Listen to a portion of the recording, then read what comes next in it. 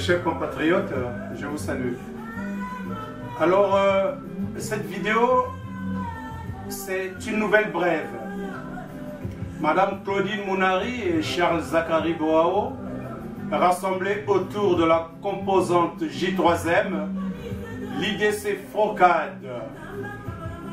Ils avaient lancé un appel à mobilisation pour la date du 10 juillet.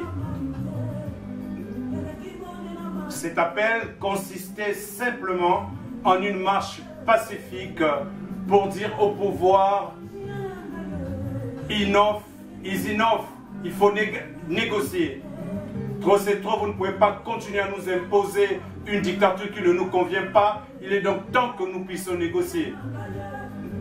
Mais comme à son habitué, des soudards de ce pouvoir dirigé par Denis Sassou se sont déployés massivement autour de tous les quartiers du Sud pour empêcher toutes sortes de mouvances vers le rond-point Mungali où devrait se tenir ce rassemblement. Vous qui avez l'habitude de nous dire que le Congo-Brazzaville est une démocratie, est-ce que dans une démocratie, lorsque l'opposition prévient qu'il va y avoir une marche, est-il nécessaire toute la nuit de préparer des armes lourdes, des chars, des blindés, des miliciens, des mercenaires en armes pour venir contrer un peuple qui marche pacifiquement, ayant pour arme juste les bouts de bois de Dieu, donc leur foi? Comment voulez-vous qu'on puisse collaborer avec un tel pouvoir, vous qui vous réclamez de l'écriture, vous qui vous réclamez de l'intelligence ruineuse et de cette soif bestiale du pouvoir? Vous ne pensez pas que le pasteur Ntemi vous donne encore là le chemin à suivre? Je vais intituler cette vidéo « Le testament du pasteur Ntumi ». Lorsque l'ombre vient à la lumière, ce que le match est terminé, c'est la fin du film. Le pasteur Ntumi est une ombre. Il agit exactement comme un esprit.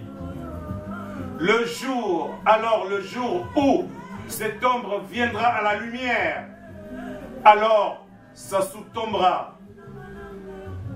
Mais allez-y comprendre une chose. Certains pensent qu'il ne fallait pas prévenir Sassou. Mais comment voulez-vous que l'opposition puisse mobiliser la population si elle n'est pas prévenue?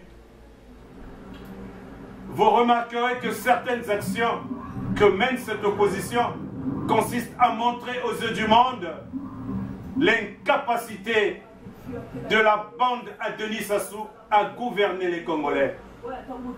Aujourd'hui, nous sommes convaincus de plus en plus que ce sont les batailles de l'ombre qui vont venir à bout de Sassou. Ce sont les ombres qui viendront à la lumière pour proclamer la victoire. Cette victoire que nous attendons tant.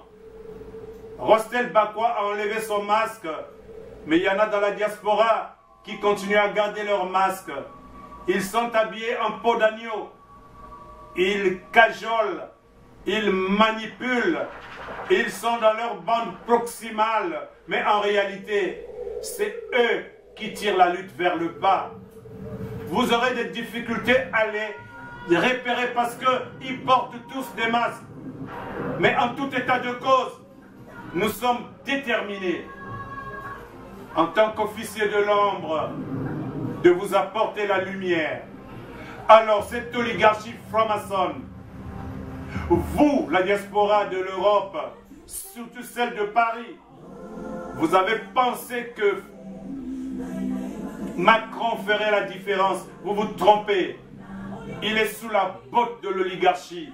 Et tout ce qu'il va faire, consistera à répondre aux besoins de l'oligarchie. Il ne peut pas sortir de cette trajectoire. L'oligarchie l'a amené là pour faire un travail et c'est ce qu'il va faire. Et Sassou Nguesso fait partie des jokers de l'oligarchie.